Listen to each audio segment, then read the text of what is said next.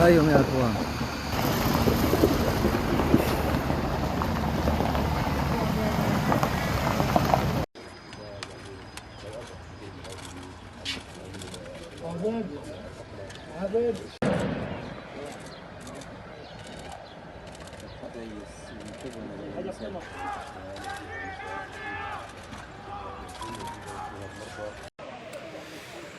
مشاهدينا الكرام، هذه هي طبيعة الصورة.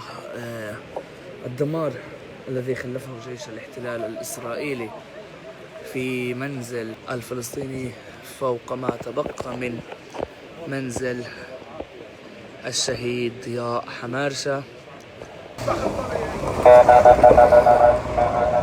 الطواقم الطبية لا زالت إلى هذه اللحظة تتعامل، كما تحدثنا أضرارا كبيرة وإصابات بين صفوف الشبان الفلسطينيين هنا في بلدة يعبد.